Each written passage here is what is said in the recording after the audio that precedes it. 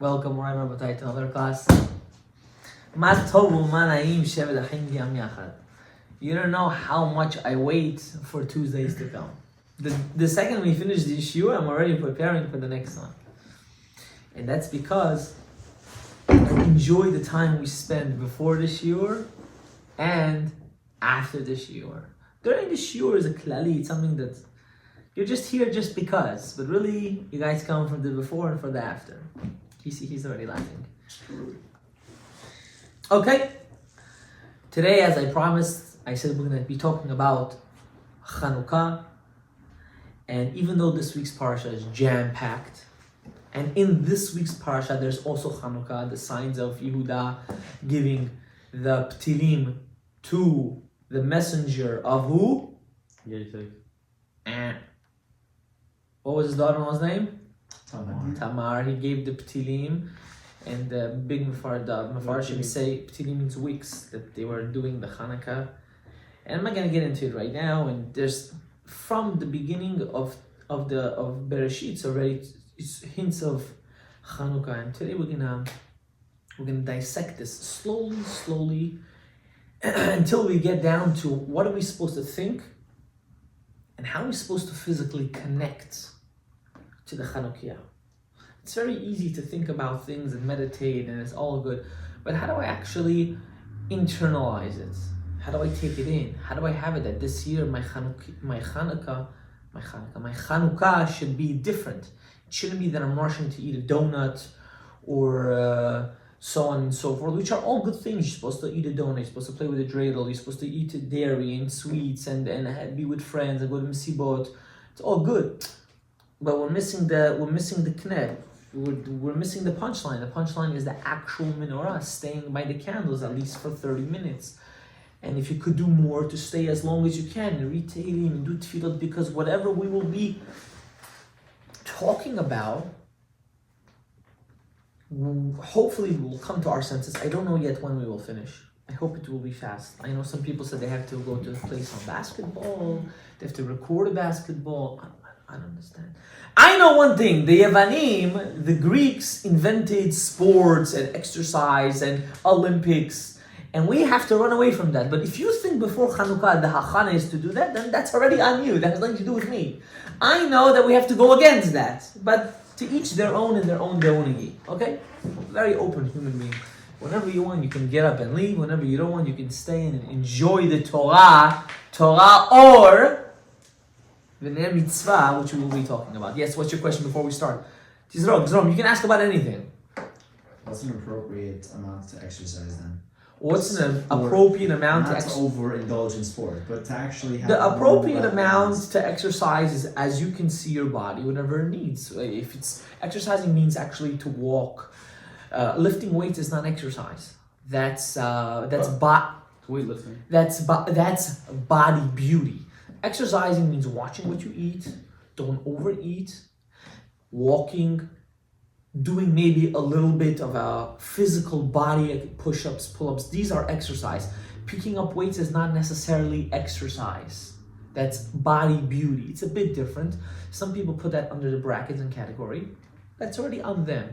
That's just when they want to do mahadrin, They're doing lechatchila. Lechatchila is doing simple exercise that everyone needs. And then there is mahadrin. And how do we know this? If you go to any army, they don't force you to pick up weights there, you know that. They force you to do pull-ups, push-ups, sit-ups. These are their exercises. Running and why not? Pick up weights. A guy can be built and he go to the army, they're gonna say, we don't care. Can you do 45 push-ups? Can you do 25 sit-ups within a minute? All this exercise in a minute? If you can't do, you know what they tell you?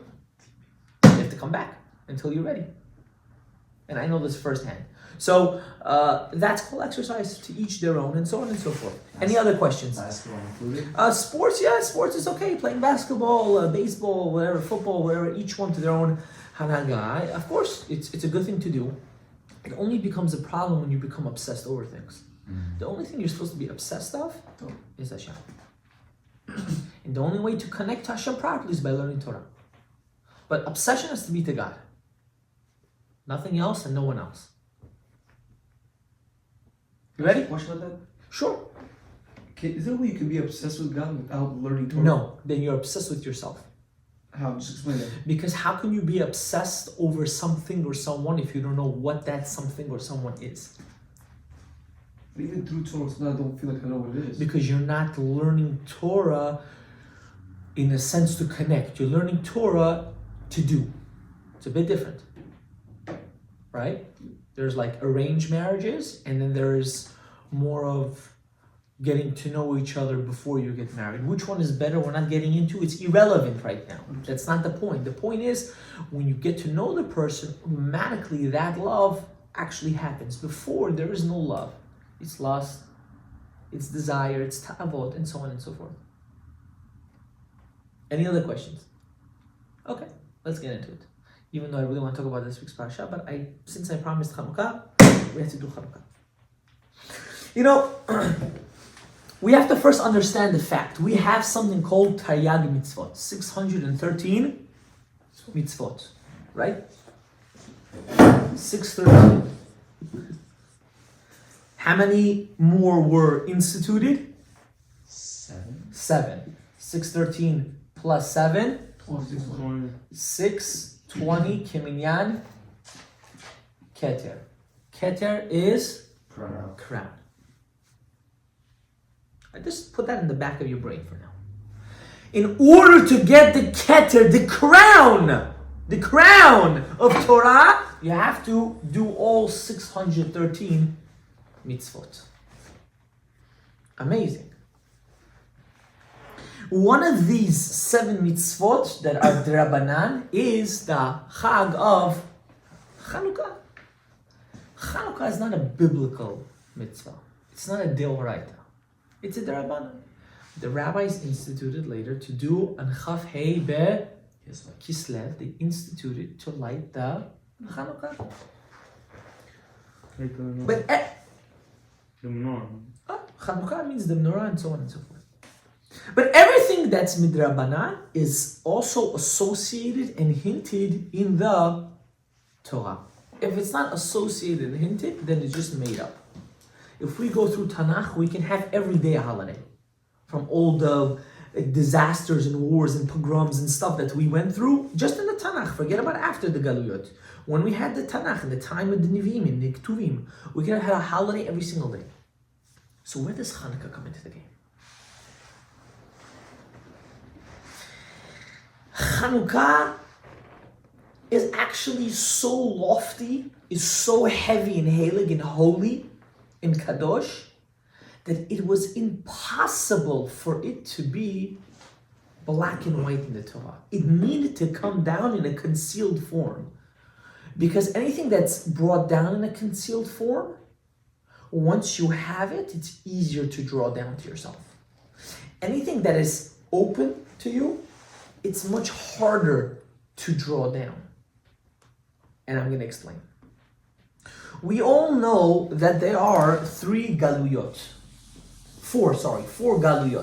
What are the 4 galuyot? The 4 exiles? There's Babel, right? The Babylonian. And then we have Paras and Madai, which is Persia and Madai. I don't know exactly where Madai falls into the picture in the English language. Media. Could be. Persian media was underneath them. Correct. And then there is Yavan, which is very important. And Edom, which Yavan leaks into Edom. Who's Edom? Yavan is the Greeks. Chanukah? Is it Edom the Greeks? Edom are the Romans. That's why I said it leaks into. Because we are still officially in these 2 galuyot. We're still inside of both. And Edom has, since the legs are broken to 2, right? You have your femur, and then you have your... Correct. And that second half is... Ishmael. Which right now we are in the middle. Not in the middle. We're at the end. What was the top of? This is Edom. And that's why the dream of Nebuchadnezzar when he went to Daniel, what did he say to Daniel? He said, I see a golden crown and a silver hands and a copper body. And he's explaining him. And Daniel says, these are the galuyot. These are the exiles of the Jewish people. And the shock in the foot breaks into two. That is stone and wood. Clay, which is stone. Clay is from the ground, which is who? Who worships the wood? Edom. Christian? Christians, Edom. And who worships the clay, the rock? Ishmael. Ishmael. What rock do they worship? They worship Mecca, which was once Avodah Zarah. That's beside the point. We're not talking about this right now. We're not getting to current events. So I want you to understand that everything that you could have imagined that would be, was, and how everything was already written in the Torah. And Daniel's not even considered a prophet. I just want you to, we run to learn other topics and subjects and philosophies and not knowing that everything we will ever need was already written and brought down to this world. We're just too foolish to learn it. Why? Because anything that's easy to accept, which is our Torah, we don't want it. We're more reserved to it. And that's why Chanukah has to come what? In a hidden way. And today we're going to explain. The Torah says in the beginning, Bereshit bara Elokim et hashamayim v'et haaretz. And Hashem created the world. V'haaretz hayta tov vavo v'choshech al pnei tehom. Tov vavo v'choshech al pnei tehom goes for the four galuyot. Bavel, Paras u'Madai, Yavan, and Edom / Ishmael. That's why it has four different words of things that are misplaced and confusion. Why does it could have just said one? Why had to say all four? Because Hashem was already telling us in the first psukim of the Torah. There's going to be choshech. There's going to be pnei tehom. There's going to be tov vavo. Get ready. But I have an answer for you. I have something that's going to save us. Let's continue reading. The Ruach Elokim merachefet al pnei hamayim. Merachefet comes, it teaches us that there's something called Rapach Nitzotzim, the 288 sparks. If we look at merachefet, it has Rapach, Met, Rapach. Merachefet means, it comes, with a taf, merachefet. If you take this, Mem, Met, Rapach. The sparks that Hashem created the world with, or not the sparks, the worlds which we will describe today. I know this might be a very heavy shiur, but I think it's about time we start to get the taste of a little secret of the Torah, Sodot HaTorah. We're Sfaradim at the end of the day, even if we're Ashkenazim, we have to learn these things. We're Chayav. All other hashkafos we'll talk about after the shiur. These Rapach Nitzotzim broke down in the world called Atzilut. What's this? This is the second world. The first world we don't talk about. There's Atzilut, Bria, Yetzirah, Asiya. 4 worlds. God intended, quote unquote intended, we have to understand really what that means, that the world should stop at Atzilut. We should live in the world of Atzilut. What's the translation of Atzilut? To create, la'atzil. To form, to shape, but in a very lofty measure. Meaning you only see godliness. Which when Mashiach comes, this world of Asiyah is going to become Atzilut. Again, we're not getting into that. I don't want to lose focus of the shiur. And what happened in this Olam Atzilut?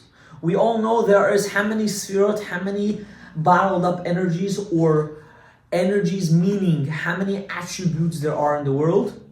10. From Keter until Malchut. Of course, we all know, we all started, and when we read in Pitach Eliyahu that there's 11, we have to understand that the first one and the third one are always interchangeable. Whenever we talk about the outside light, we mean the Keter. When we talk about the inside light, we mean the Dat. We're not going to get into it right now. It's just for brief explanation. A lot of people will not understand what I'm saying in the shiur, but you wanted some Kabbalah, here you go. And in this world of Atzilut, the Malchuyot, the last of every Sfirah, there's 10, and in those 10 there's another 10. there was something called a shpira, a breaking of the vessels. And those breaking of the vessels is what's called rapach, 288 sparks. And those 288 sparks created Biriya, Yitzira, and Asiyah. And we are in that last world of Asiyah, Sheba Asiyah, Sheba Asiyah, Sheba Asiyah. And when we do mitzvah, what are we actually doing? We're picking up these rapach nitzotzim back to the place where it belongs. And that's why as the world gets older, you see more filth. Why? Because we're cleaning all the goodness slowly. But we have to do that. Why? Because as we clean the goodness, we're allowing the kli, which is asirut, to come down to this world as it was intended in Sheshet Yimei Bereshit. Okay, so this is what? This is just pasuk bet of the Torah we got. We didn't even get to Chanukah. Where does Chanukah play in this? What's going on here? And then Hashem says something very, very, very important. Vayomer Elokim, and the koach of din of Elokim said, Yihi or. Yihi or. The words Yihi or comes out in the Gematria 232. All together. Correct. What else comes out in this? We have 4. Fix that parochet fast. Fix that parochet. There's something called Yichud, Yudin, Vavin, Alfin, and Hehin. There are 4 names of God configured, and the Gematria is 72, which is the first one, 63, which is the second one, Sag. The third one is Ma, which is 45, and the last one is Ben, which is 52. That equals Yud Vav Dalet plus K Yud plus Vav Yud Vav plus K Yud is Ab. If you take Ab, Ma, Sag, and Ben, you get 232. Well, what does that do about 1 second. It's all a build-up, but you think to learn Torah Ta'ari takes poof, ha, hoo, and we're done? We can do certain meditations. It's all a build-up. That Yehi or, there should be light. Yehi or means really what? In order for light to be in this world, this is which light that Hashem is doing? The light that is what? Ki tov, it's too good. Hashem, Hit it. put it aside. We're going to learn, what is this tov? What's going on over here? 1 second. Again, it's a build-up. I can't just tell you. I can tell you the boring stuff in Kabbalah. You can say, oh, okay, I have to this, meditate. When you get the whole framework around it, suddenly you're hadlaka. I wouldn't be surprised if you're going to be on fire yourself. So this Yehi, or there should be light, means Hashem saying, in order to elevate this godliness into you, you have to understand, you have to fix the names of God of Ab, Ma, Sag, and Ben. You must.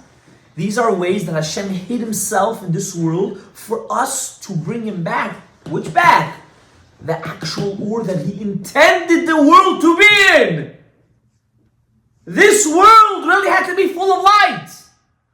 The table is full of godly. This eraser is godly. If not, it wouldn't exist. Because nothing can exist without the permission and the revealment of God. Or we don't see it. Because we're full of klipot. We're full of ta'avot. We're full of things that allow us not to see godly. If we want, can we see godly in this? 100%. How come we don't? Because we still didn't finish working on our midot. We still didn't finish working on our ta'avot. When you reach that level of fixing yourself up to such a level, what happens automatically? You become like a tzaddik. How come the tzaddikim can see misofa at sofa ha'olam, from one point of the world to the other point of the world? How? Through self-purification and self-working on oneself. What happens? Your eye starts to see further and further and further and further. You allow yourself to see things that cannot be seen. Go ahead. Is this the light that babies have whenever they're... This is what the Gemara says, that a child in his mother's stomach can see from the beginning till the end of the world. They have this Or Haganuz, this hidden light. Okay, right? This light. And then it says, as we go on in the parasha, and Hashem saw that this light is Ki Tov. It's too good.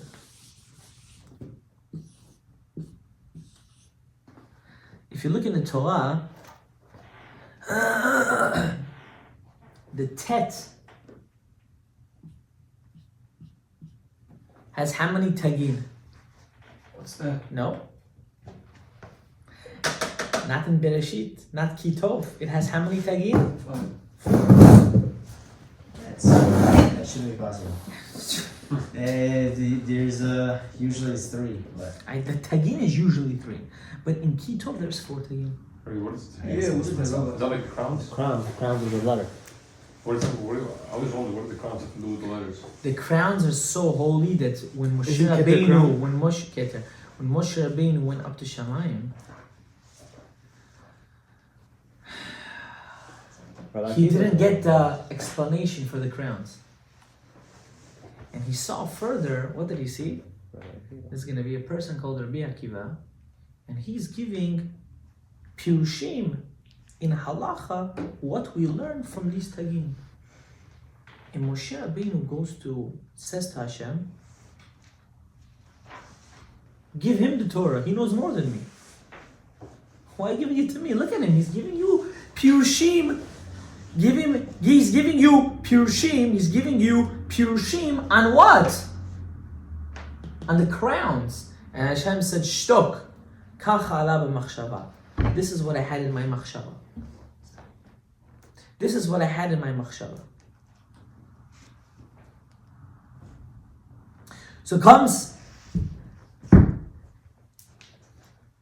the rabbis and they say, let's do the math. 4 times 6 is how much? 24. 24. where did you get 6 from? Oh, sorry, you're right. 4 times 9. 36. 36. How many candles do we light in Chanukah? 36. Excluding the shamash, 36. 36. What's 9? The Galachi of Tet. This light of Chanukah is Tov. You have to be careful with this light. Why? Because this is the light that Hashem hid. And you have the 8 days for Vav and Vet. We're going to get into that. I didn't want to get there yet, but you stole it. Hashem said Chanukah is Tov, it's good! How could you not want the lights? You're sitting by the Chanukah and you're counting. The 30 minutes pass. I want to go. I want to leave. I have a party. I want to eat subaniyot.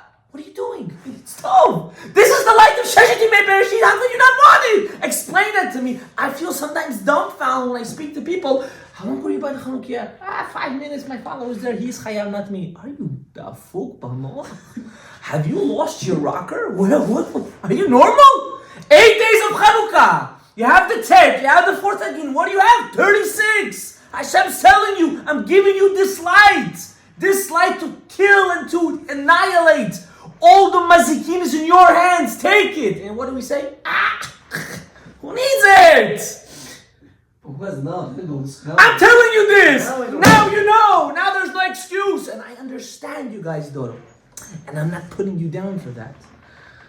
But this is what it means when a person doesn't learn a little bit of Pnimiyut Torah, he finds no connection to Torah. This is understanding the Pnimiyut of the Torah, understanding the inner part of the Torah. Why? As you learn it, you say, I want to be attached to it now. Okay? This is just the hachana to the hachana to the hachana. Shlav bet. I have a question when you... Go ahead, my love. I'm just so... Yeah. Yeah, okay. What's called? No, man. When you light the candles on Hanukkah, what should you have like in mind? Like you light the candle. Like, Ooh, 1 second. Yeah, Fataba, calm down. We're just trying to understand first of all, what is this Chanukah? Where am I going with this? You already want to know when you light and which candle and 1 second, Habibi. Shwai, slowly. You can't get married and say, oh, I have to now save money for my great-grandchild that I might see one day. 1 second. First, take care. תפנק את האישה, ילדים, slowly, then you worry about grandkids, great-grandkids, עד ביאת המשיח צדקנו. במהרה בימינו, amen. Okay. What else is 36? 36. How many masechtot there are in Shas? 36. What did the Yevanim want to la'akor, to take us out from? Learning the Torah. In order to bring this light, you have to understand without learning the Torah, which is Shas and Poskim, yes, then you're not actually 100% fulfilling this. Nothing in Judaism is just because. It's coincidental. No, never. Everything, there is a reason, there is a purpose. There's 36 masechtot for the 36 candles. That every day on Chanukah we light. For what? To draw down that light to us. Okay. Let's move on. There's 63 Mishnayot. 1 second, you're flying now. Shh. We're gonna get to that too. B'ezrat Hashem. Now, here's the big question. What's the big Heilige question? How come this holiday had to be done through who? Hashem. Go ahead. Why? Why not through? Because they're pure. Why not through Yehuda? Doesn't the kingdomship have to come from Yehuda? What happened? What's going on? It's a good question. It's a question that people should have. You know that the family of the Kohanim of the holiday of Chanukah got all wiped out at the end. As it says in Masehat Baba Batra, that anyone that says they come from the family of the Chashmonaim know that they're liars. They come from the slaves of the Chashmonaim. Because all of them were wiped out. Why were they punished? Because they self-appoint themselves as kings. Because after they finished destroying the Yevanim, the Greeks, they thought, that's it. We have the power. We're going to be kings of the Jewish people. But why couldn't they be? Because they're not from Bnei Yehuda. Only the tribe of Yehuda and the family bloodline of who? David HaMelech. Where were they though?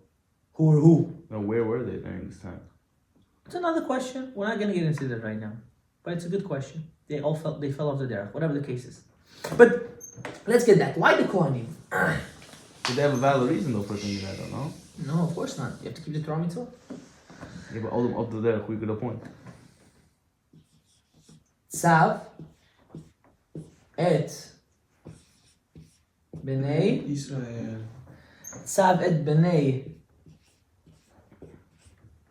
Israel and bimei Matityahu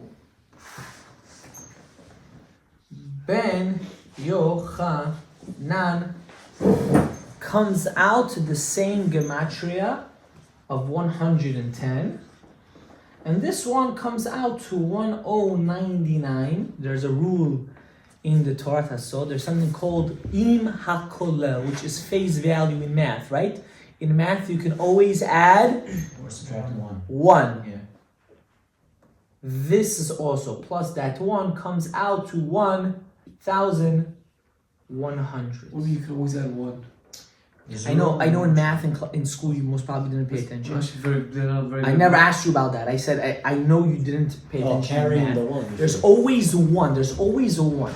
What's that 1? Bring that one The down. actual number. You can always have You 1. minus, like, We're not getting into math right now. There's something called Im HaKolel. If you add Bimei Matityahu Ben Yochanan, Im HaKolel comes out to 1,100. So when they're going to say, where in the Torah do we see a black and white, the significance of Chanukah and Matityahu? Tzav et Bnei Yisrael. Command the Jewish people in Parashat Baalotcha. What does it say after that? To light the menorah. To light what? The menorah. It says many times Tzav Bnei Israel. But when we refer to Tzav Bnei Israel, we're talking about, in this instance, when it's talking about lighting the menorah. Bring money to, not really money, bring that they're gonna light the menorah. Of course, the Beit HaMikdash menorah had 7 candelabras, right? And the one we light has 9, including the shamash. Why in the Beit HaMikdash they had 7? To lighten up all the holes of your face. 2, 4, 6, 7. That was what the menorah in the Beit HaMikdash did. And we have 9 for other reasons. Really 8. 8 is the number which is Me'al Hateva, above nature. This or that we're missing, right? Which is Tov. What is it? It's Me'al Hateva. It's beyond. It's beyond normality. It's something way higher. Okay. Okay, Rabbi, this is all good. At Kol Tov Yafeh, we see, we know there is a connection of Chanukah and the Torah. I understand the whole beauty behind it. Explain to me, now that I'm lighting the candles, what do I do? Before actually talking about Chanukah, I'm just letting you know you soon have to leave to go to some basketball game, you told me. I'm just doing my part in reminding you. Then now it's on you if you want to miss Torah mitzvot for a ball. There is something called, don't look at him and you don't look at him, don't have to feel guilty about it. If you have to go, get up and go. It's not a problem. I will not feel offended. Maybe Hashem will, but not me, definitely. You didn't say that. You didn't say that. Okay. We have to to understand something.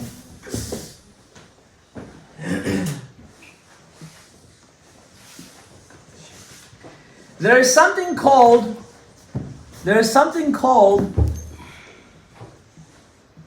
Chabad, Chagat, Nahi. Chokhmah, Bina and Dat, Chesed, Gvura, Tiferet, Netzach, Hod, and Yisod. Those are the 2 units.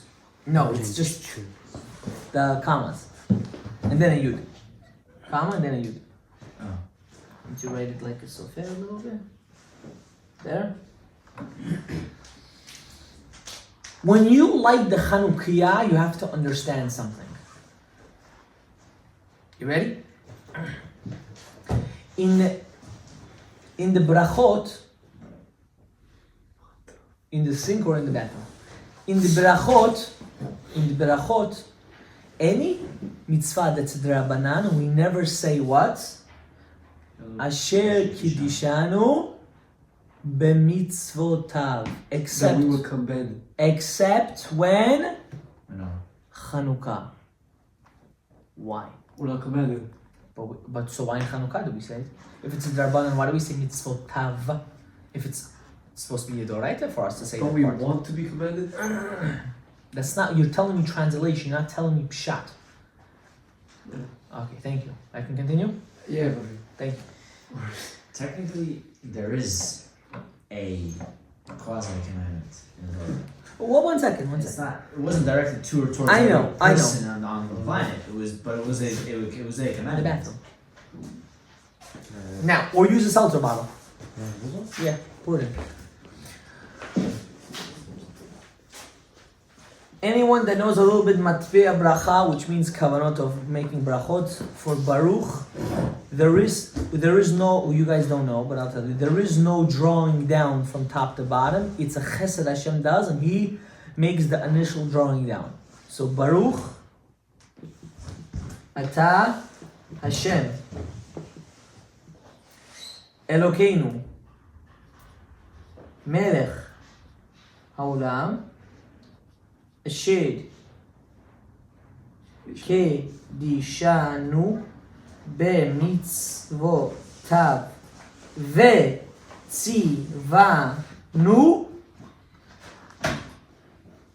I want you to understand something. When you're saying this beracha, you have to understand you're drawing down a koach from all the 10 sfirot to that beracha, which then will be lit up to who? To you, prati. To you, in a personal level. What? What is the 3 categories? Okay. So here, I'm going to break it down with you before this.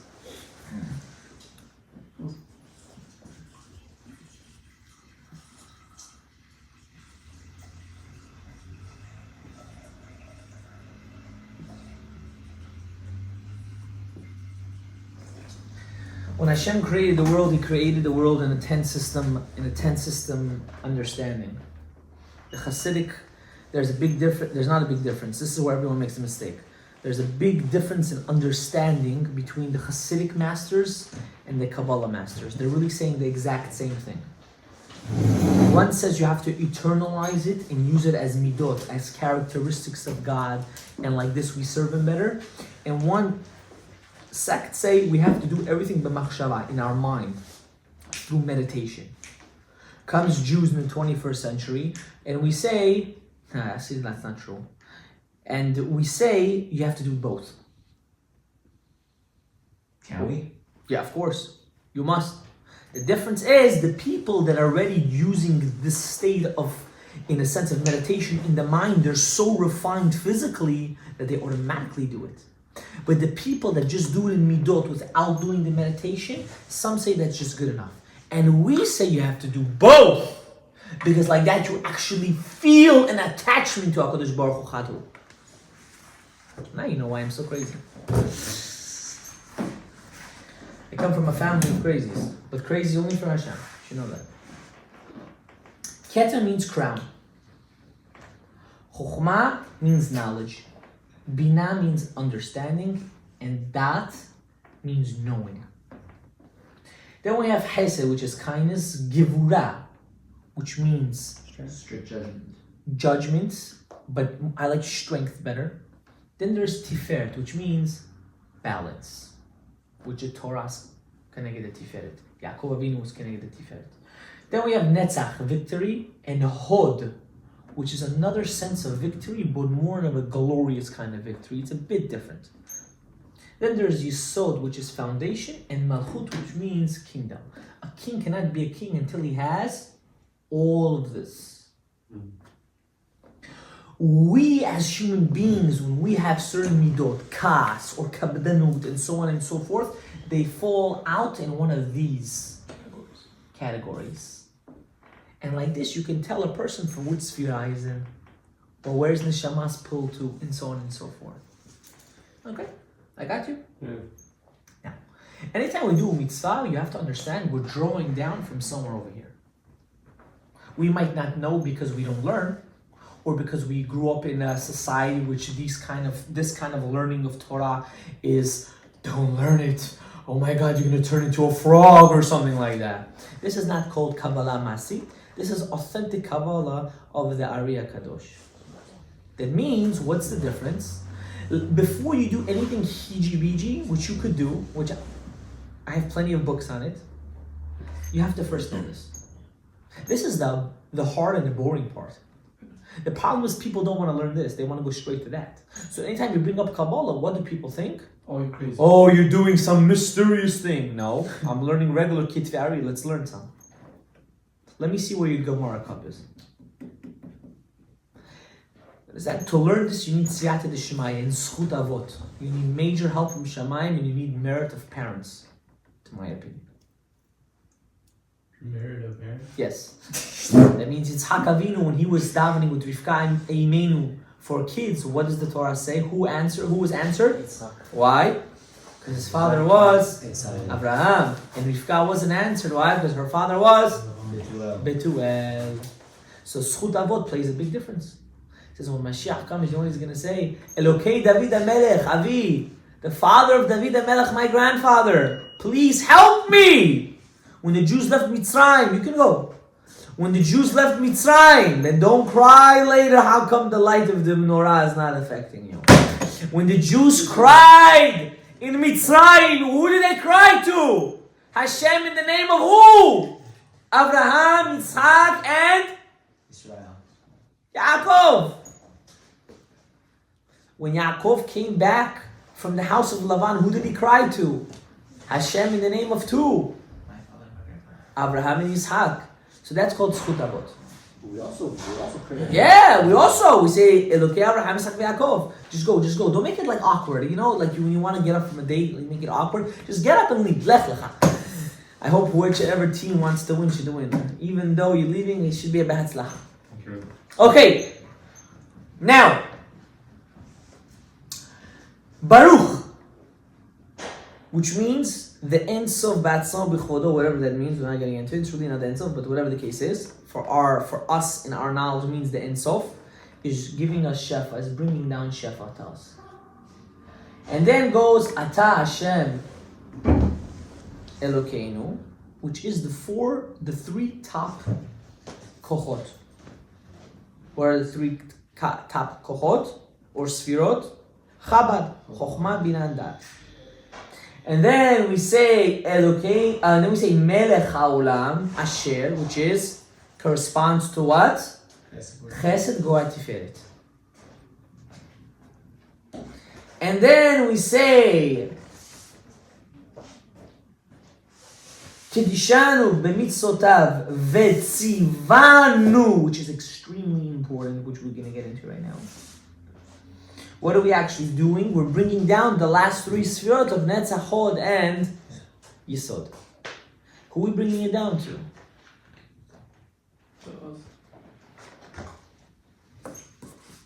Wait. Where's Malchut come? Whoa. Don't run. Malchut is the highest. Well, it's the lowest. Malchut? Yeah, shh.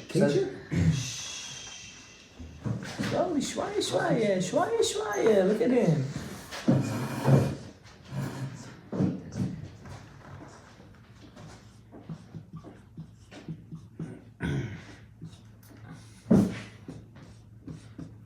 Lahadlik ner Chanukah. We don't say shel Chanukah. We say lahadlik ner Chanukah. And there's a very big reason why we don't say shel. This that I'm about to tell you, Chabad, Chagad, and Nahi, is very nice. But how do I internalize it?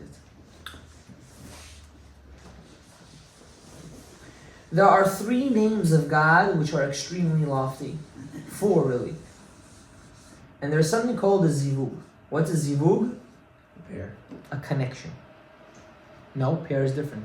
Pair means pair means two that are identified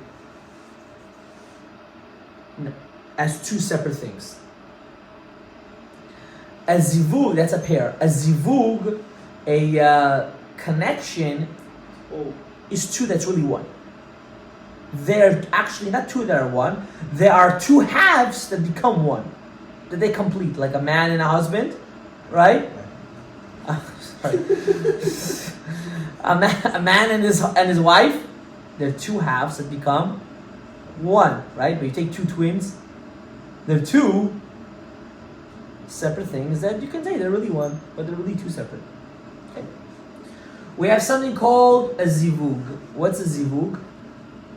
In the Shemot HaKodesh, there's also something called a connection. That's when you can take two words. This is called tzirufim. Two words and you put them together. And in Chabad we have I'm gonna do it with slashes. We have Yud, K, Vav, K, with which word? Ikiyeh. Aleph, K, Yud, and then a Hey.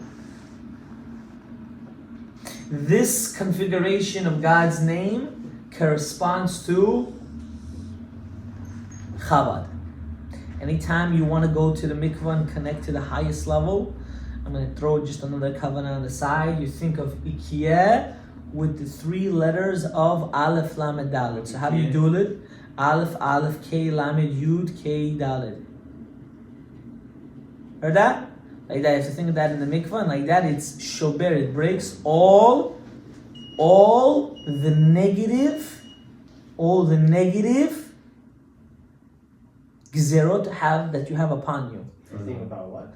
Aleph, K, Yud, K, and Aleph, Lamed, Dalet. Aleph, Aleph, K, Lamed, Yud, Dalet, K. Okay, well, I'll give it to you after. I'll give it to you. I gave it to you guys before. I heard it's also Zgula. Gzerot means decrease. To take all the dinim away. And I know this works 100% because through experience with living with big people, anytime I have a mikveh in my house, so anytime certain gzerot come on certain people and family and so on, we have people that do yichudim in the mikveh and magic happens, as they say. I'm not going to get into it right now. These are personal things. Now, Chagat. You take Yud, K, Vav, K, with and then Lamed, then Hey, then Yud, and then Men, with Elokim. When you put those 2 letters, those 2 names of God together, you get to Chagat. Now, I'm going to tell you why this is important. I'm not just trying to mibbalbel you so you guys go crazy. And then there's something called Yud again, K again, Vav, and then K, with Aleph, Dalet, Nun, and then Yud. Why is this all important? Because, first of all, if you take the gematria of all of the Yud K Vav Ks that we just said, with the Aleph K Yud K and the Elokim and everything, you get to the gematria of Ner.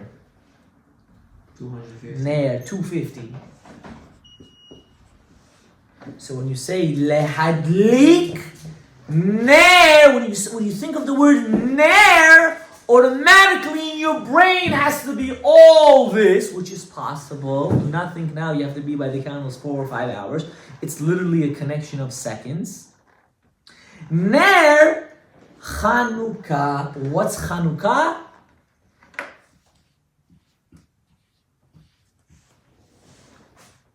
Kaf Hey is 25. How many letters of Hashem do we have?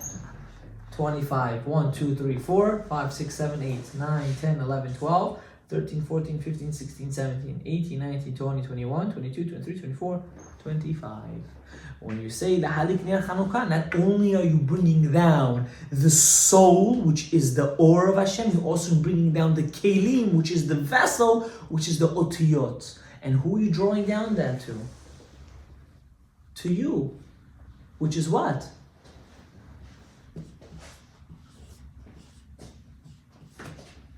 The Malchut. I think that's what Father bless you. The Malchut, my friend. You are the Malchut. The Menora is the Malchut.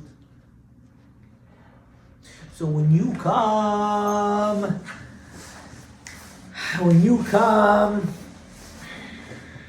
I didn't talk about yet what's Lahadlik. The numerical value of Lahadlik is 179 with the Ima Kolel, which is 1. So it comes out to 180. Comes out to the gematria of Ab, Sag, and Ma. And you in the menorah is the Ben. Why? Because it's a whole introduction. Ben is this world which we are fixing. We're actually fixing Ben into to make it lofty. So when you take Ab, Sag, and Ma, we have to think about that configuration. What are we actually doing in Lahadlik, Ner, Chanukah? And what's special about Chanukah? That on Shabbat is different. When your mother or your wife soon is going to light the Shabbos candles, what we're actually doing is we're working our way up. On Chanukah, we're working our way down. And we're lighting up our sviva. And that's the power of Chanukah. Power of Chanukah is to take all the vessels that Hashem created and to draw down on that day. Now, Rabbi Isai, this is all nice. This is all beautiful. We did some kavanot. We did some gewaldic things. But how do I internalize it? What am I actually internalizing here? Where's the avodah? Where's the work? I can erase this? Maybe we'll go back to some of it.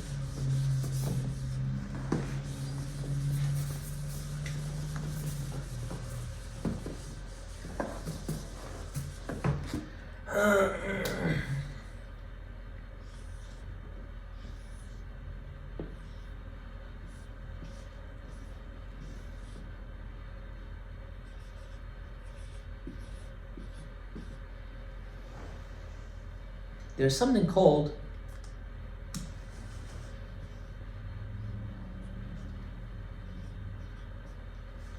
or and shemen. This is the actual candle.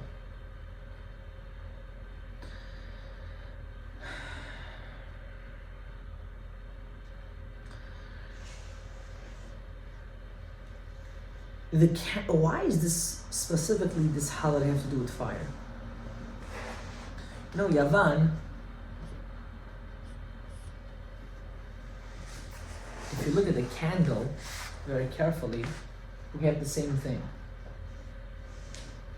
The Yud is the fire, the Vav is the wick, and the Pach Shemen is Keneged the Nun Sofit.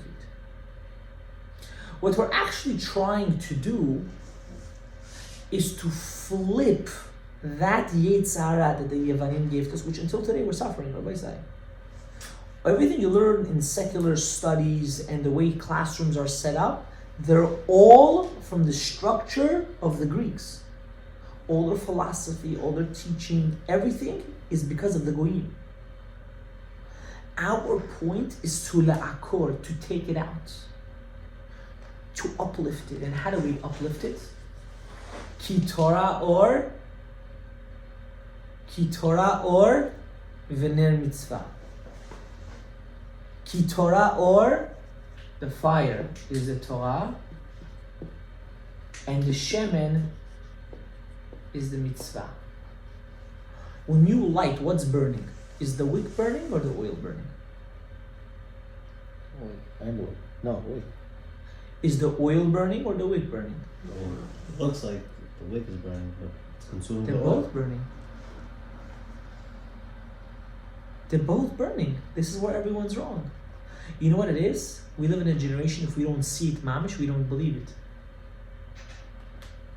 If it wasn't for the oil, the wick wouldn't be able to last. It wouldn't be able to actually burn. If it wasn't for the wick, the oil would look like one bubble. It wouldn't look like a fire. It would look like a bonfire.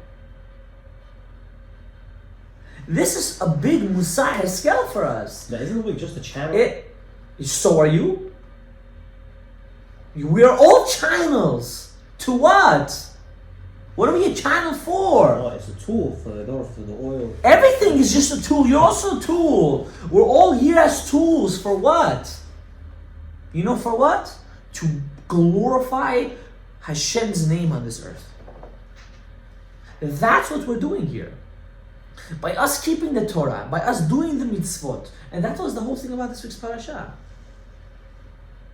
What does it say in last week's parasha? Yaakov Avinu came to Esav and says, what do I have? I have a shor and I have a chamor. You sure you want to fight with me? What was he saying? I have a shor and a chamor.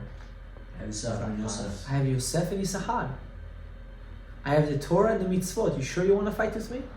You're not going to survive. Don't look at me like some shlomazel. I have both the Torah and the mitzvot with me. We have to learn how to internalize the mitzvot that we do. We have to internalize everything we just did is to take that Shefas HaKadosh Baruch Hu, this light, which is the light of the world, which is Chanukah. I want to internalize it into me. I want to light up this world. By how? By learning the Torah and doing the mitzvot. All this, all this that we said, configurations and numbers and everything, orot, is internalized through what? Through the Torah and the mitzvot. Without learning, you won't have hitpalut. Of course you're not excited to learn Torah. You're not learning. You're not learning. You're not learning what it is to want to be attached. It's only once you have the knowledge can you say to the world, you guys are all foolish. You're running for kesef v'zahav. You're running for something that's for nothing. What does Shlomo Melech write in Mishlei? If you will run for it like gold and diamonds, then you will achieve it. What is he talking about? The Torah mitzvot. The problem is we don't run after the Torah mitzvot. We want the Torah mitzvot to run after us. No. Torah or v'ner mitzvah. In order to bring this uplifting light to you, you need to go down to it. You need to draw it down. You need to draw all the Kedusha down to you.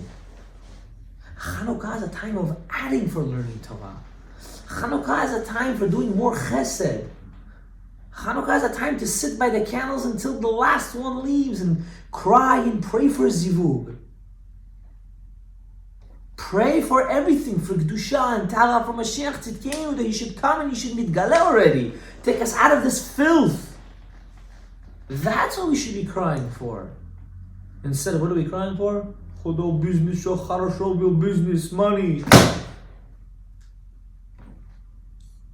Guys, kesef v'zahav is too cheap. It's nothing. It's nothing. I'm telling you, it's nothing. You work all your life for what? For nothing. For a couple $. Then what? You have all the money in the world. Can you do this? Can you draw down the most heaviest, loftiest thing that Hashem was hiding? He hid the holiday of Chanukah for when? For now, for the Galut. For Galut Yavan. Because he knew without that higher light, we wouldn't be able to survive. So hopefully, this year when you light the Chanukah, you say, Baruch Atah Hashem Elokeinu Melech Haolam Asher Kidishanu B'mitzvotav V'tzivanu. He commanded us Lehadlik Ab Sag and Ma Ner Ikiyeh the Havaya, which you do the whole configuration, Elokim Havaya, and Adnut and Havaya, Shel, that's Shel, sorry, Lalik Ner Chanukah. The 25 letters of those names that I just said. And then you light, which really Chanukah has a lot of more Nisim, the bracha of Shasa Nisim Lavoteinu has also. I'm going to tell you a personal story. Maybe I shouldn't say, but I'll say it anyways. You want to shut up? No, I'll say it. It's not a secret. I remember after my second child, my wife and I wanted to have more kids. But HaKadosh Baruch Hu had different plans. And I remember it was a couple years later, even though it doesn't look like it's a big difference, from my second child to my third child, I think there's a 3-year difference. But for us as religious Jews that wanted to have kids, and we're praying Mishtadel, 3 years is a pretty long time. You guys get scared, oh my God, what's going on? Is something okay? I remember it was Chanukah.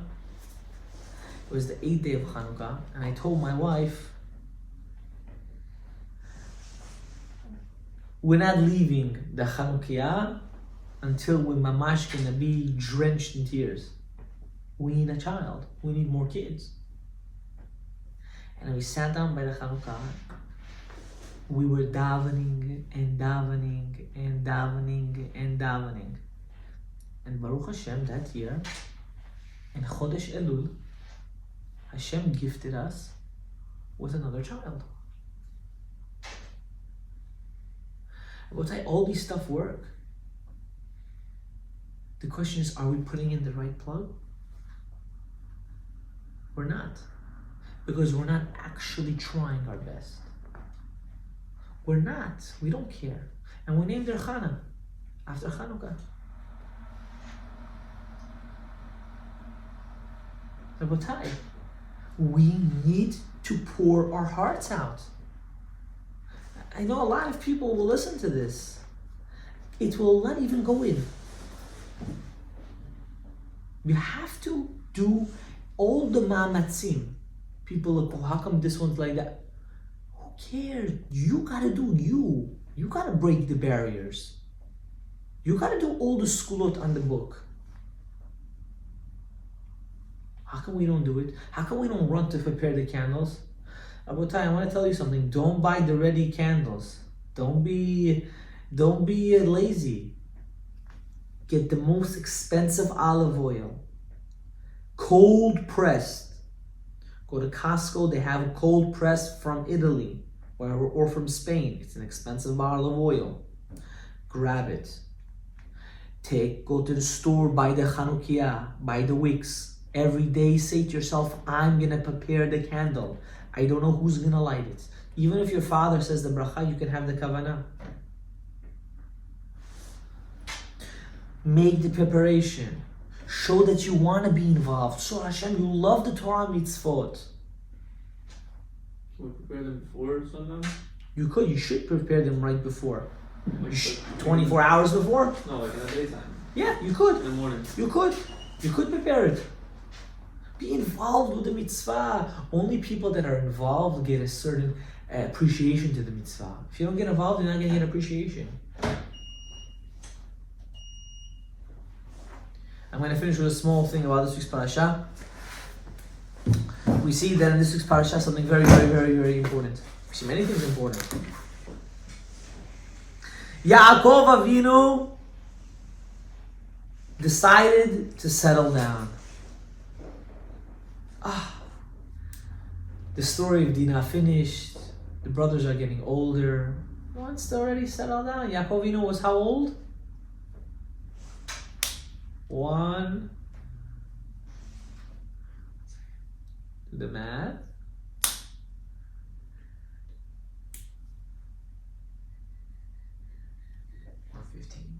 He was around 115. 150, yeah. 147 minus 22, yeah. And Yaakov Avinu wanted to settle down. What happens? His beloved son gets sold.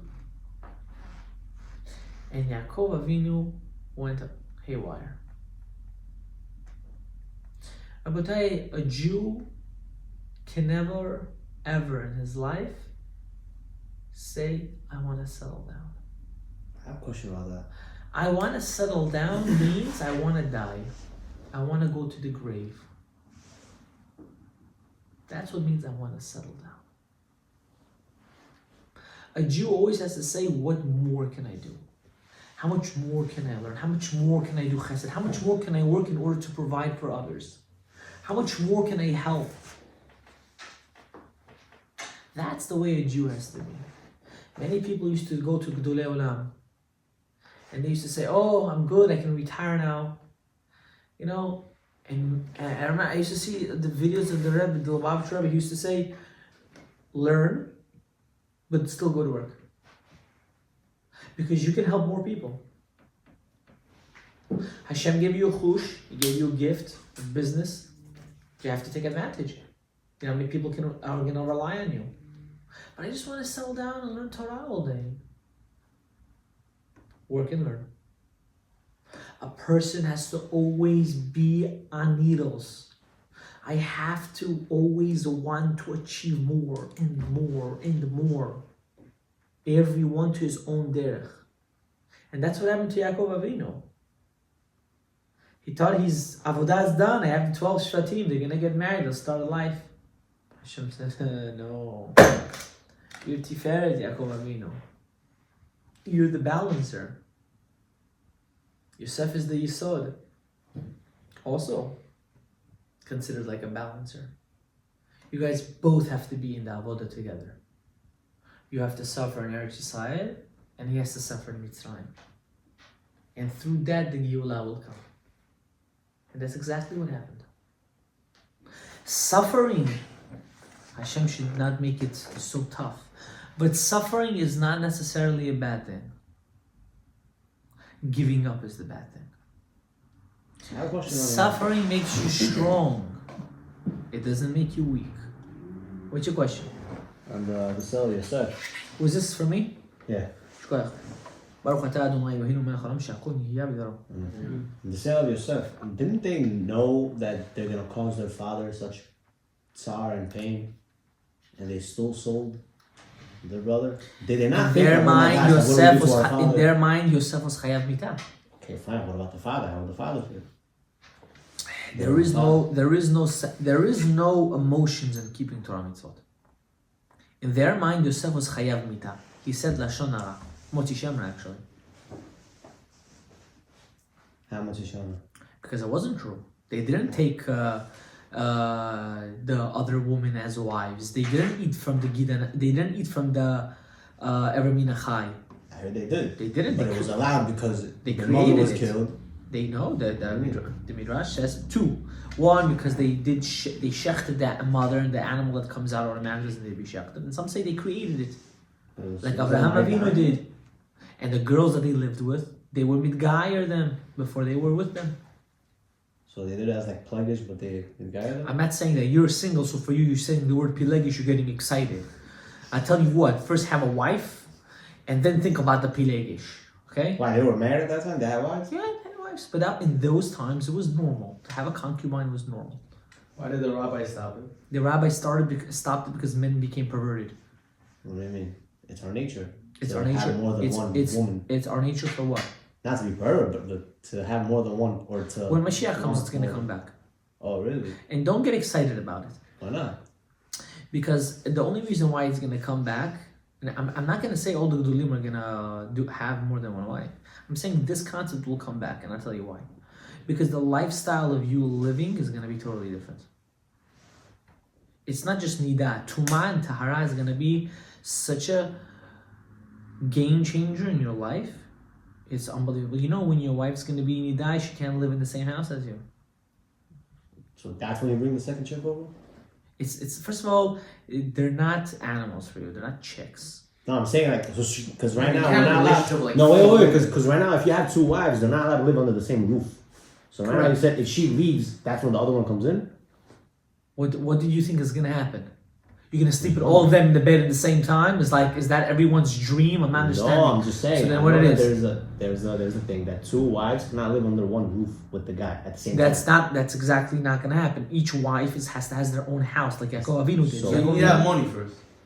Correct. This is why When they... Mashiach comes, everyone will have No, one. you're going to still work. You're still going to be a barber. I hear, but What do you think? You're not going to be a barber? no, I'm saying that when Mashiach comes, like there's gonna be like more bounty for everybody. I mean, I I heard bless that you're all gonna- my Talmidim one thing and one thing only. May you have one wife that will be strong as 10 wives, then have 10 wives that is not even strong as one wife. When you get married, you'll understand exactly what I'm saying. Pray that your wife should be strong mentally and physically like 10 women. Now that she should come with buffed muscles, that's not strength. Strong mentally and physically to handle all the chores, to handle all the responsibilities of the house and of the kids and of money and so on and so forth without being a nag and a dandisad. than have 10 women and each one is just up your head and you just want to take her open and hang yourself. Why would they have concubines? I have a question. Because a man can't have more than 7 wives. So if they would want to have more wives, they would have to take them as They're a limited at 7? as you yes. I thought you're allowed to, kings are the only limited to 8. No, kings are allowed to have 18 or 18 wives. שלמה המלך was not like that. But he got punished. Shlomo Melech got But he did it punished. L'Shem Shamayim. Yeah, okay, I did a lot of things, but he got punished. Why did he get punished for something that he did with L'Shem Shamayim? He still got punished. That's the end of the story. He got punished. Because it goes to show that even if you're the wisest man, you don't go against what Hashem says. Exactly. Well, why did he need concubines? Why does a person But he was the wisest man in the world. Obviously, he knew what he was doing. He thought he knew better than God. Why? I don't know. I don't have a concubine or a second wife. Baruch Hashem shelo yeh. Can you experiment on this? Can you experiment? Like, that's it. I'm not understanding what are you experimenting? I don't understand. You know what a concubine is? Explain to me in your mind what a concubine is. I'm Someone so just gives you posting the children. shiur now, it's unbelievable. Explain Billah to and me. Zilpah were not concubines? No. What? Billah and Zilpah. Bill and Zilpah were wives, they were not concubines. But they were originally concubines, no? No, they were maidservants of Isn't Rachel that and like the Leah. same thing? No, he didn't be with them until he got married to them. What's a concubine? Side piece. I don't want to, yeah, basically. Like, What does that mean? What's a side piece for you? whenever you want to hit, you hit. A concubine, according to Torah, is you have to keep the halachot of nidah. You have to keep all the halachot with her, except you're not chayev k'tuba. It's a big machok between the Rambam and the Rosh really. If you have to be mechayev k'tuba and how the kiddushin is done, but she cannot go to anyone else. She's like your wife, just without the And responsibility. you can have kids with with you. She could have kids with you. She You're just not responsible for her. you're not responsible for her finances. Now, let me explain to you why Well, that's side piece. that's never. Let me explain to you why that's never gonna happen. That specific is never gonna happen, because we live in a day and age that the women are not so much dependent on men. Okay, let's go back. In a time when women were dependent on men and the number of men were so much lower than the number of women, a woman just wanted to get married, just that they should have a continuation of a life. If not, they would die in their father's Right house. now, there's also less men than women. Correct. There is. But the Chachamim didn't establish yet this. And they're not going to establish it. For one reason and one reason why they won't establish this, because we're not going to do it L'Shem Shamayim. I yet never saw in the Gemara or a Tana that had multiple wives at one time. I mean, I didn't go through the whole Shas, but I yet never went through it. I never saw it. I never saw it. How come? They could have had more than one. Why didn't they? Huh? Busy What, do you with, think David and Shlomo Melech were thinking about having intercourse 24/7 of their life? Your So dad, why, 18, why did they have more than one? Huh? wife then? Why did they have concubines? They had it for their reasons, whatever the reason is. I'm not sure why. If you have Maybe it 18 wasn't- wives, was it one is Tennessee? Nidah. The other one you just be with the other one while that one, like, you know what I mean? Whatever the case is. Was it? But you think David HaMelech, the author of the Tehillim, was such a pervert? Why is that No. a pervert? He's a guy. Maybe he had to, Rabbi. When you're taking care of an entire kingdom, you get stressed. Can So I please isn't it like a? add something? Yes, go ahead. Halachically, Lefi Torah, when women are around each other, and as in the case of the queens, their cycle tends to sync up. So no matter when one of them was in Nidah, by default, they were all in Nidah. So, as they say, people policy either way. The Gemara That's, says, I'm not the the one, but Pirkei Avot says something very interesting. It says if you have one wife, if you have 2 wives, marry a 3rd wife. Why? Because if the 2 wives get into an argument, they should have, at least one of them should have someone to run to. Marbe Nashim, Marbe And get a 4th wife so Marbe? you can playing field. Kishuf.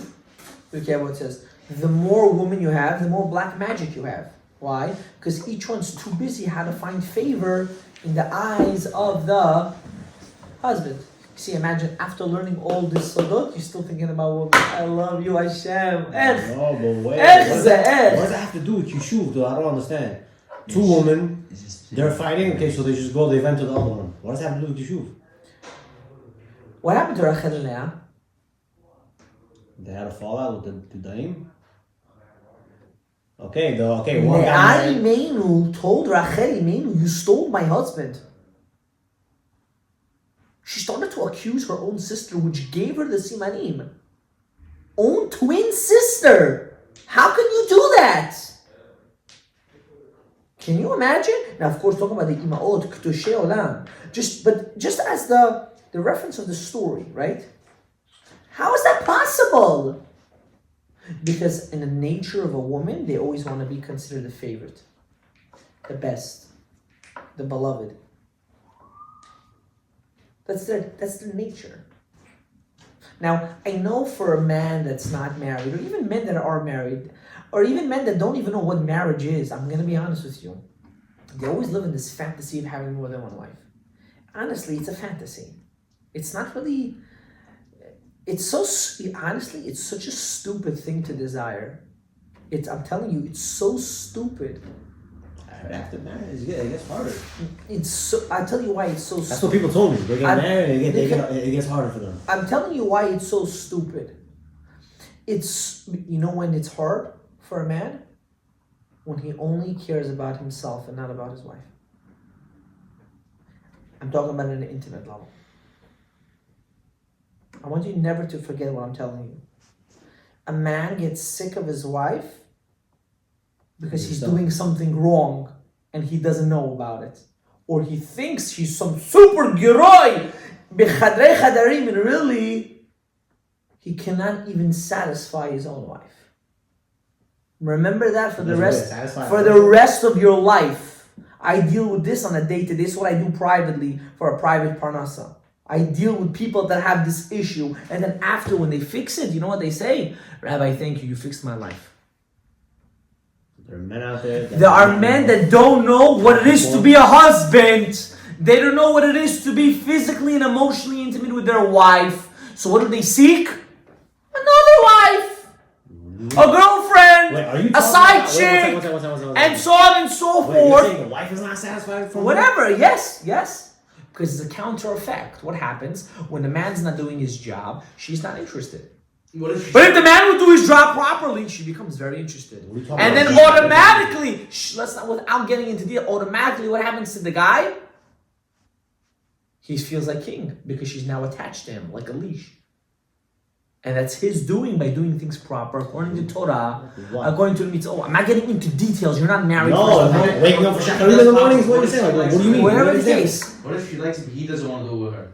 We're not talking about this. Again, you're not married. We'll get into this when you get married and you come to me and we'll talk about this and you have issues and then you're going to come to me. So you're saying that there's a way how to be intimate with your wife also? No, of course. What are you talking about? There's so much hadracha you need. People think they go to this chatan teacher. He doesn't even teach them what it is to be a husband or what it is to be a wife. That's why I laugh at all these chatan teachers and kala teachers. I laugh at them. They teach them the calendar. They give them one shiur. Oh, you have to be nice to your wife. Or you have to be nice to your husband. Take it and throw that in the garbage. That's not a chatan or kala teacher. Chatan or kala teacher has to teach you what is the definition of being a husband. What's the definition of being a wife? What is not your responsibilities, but what is your obligations, both physically and mentally, both in public and both in private, and both in private of privates. But they don't talk about that because they themselves, those chatan teachers, have ba'ayot al gabe ba'ayot. Ma lasot? A person has to come to the understanding. That's what you have to find. What do you need in your life? You need a rav. You need a rabbi. A rabbi that you glue to his tochas until the rabbi says, "Mimaski, get away from me." You have to be glued to him in such a way that he teaches you everything you need to know. Yeah, the guy with the caveman that looks like he can live over 2,000 years ago knows more secrets of reality of life than the guy that finished Harvard or Yale or MIT. Why? Because we go according to Mesorah. What I'm telling you is the Mifurash Ramban in Parashat Tazria. Mifurash Ramban. But people don't know the skill. Ma lasot? So don't seek more than one wife. No, it's a big mistake. I used to also be like you, stupid. I was at least married until all men thought about it. They one time wanted to test the Baal Shem Tov. Is he a true rabbi or a fake rabbi? So they asked him, what should one do that if he has bad thoughts? You know what he said? Every man thinks about a bad thought at least one time a day. They said, you're a true rabbi. They were waiting for some, you have to know, we don't think about bad thoughts. No, he said the truth. The Gemara says a day doesn't go by that someone doesn't think about a bad thought. Unless you're a tzaddik gamur of the highest levels. Everyone thought about that. But unfortunately, not everyone graduates from that level. For what? Because they have tavot, they watch movies, or they see people and they're chilling, or they see social media and it's becoming a good thing, and it's nonsense. It's nonsense. All shtiyot. Build that relationship 100%, mentally and physically. I promise to you, you're not going to even want another wife. It's not going to even be a thought. So how did they have those relationships with their wives instead of Their marriages were all contract-based marriages. Why do they have the need for more than one wife? Would you let me set you up with a girl? I pick the girl. Your mom picks the girl. And you can marry two of those kind of girls. But you never saw her, you have to come to the wedding. However she looks, you have to marry her. Would you do it? That's what I thought. He knew what they would do. No, these are all contract-based marriages. No, not like the king. I just said Hashem will make it happen that he'll find favor in her eyes. She'll find favor in his eyes. She'll find, this will find. Those times it was normal. Now it's not normal. We don't marry more than one wife. It's very simple. I don't know what's so difficult to But understand. slowly it's getting there. If you're Arab, yeah. You can marry 4. And then they're going to talk how their Gan Eden has to do with the woman. So foolish and stupid. Yeah, they kind of So come to a realization. You want true passion? Break your Yitzhara. Baruch Adonai Eloheinu.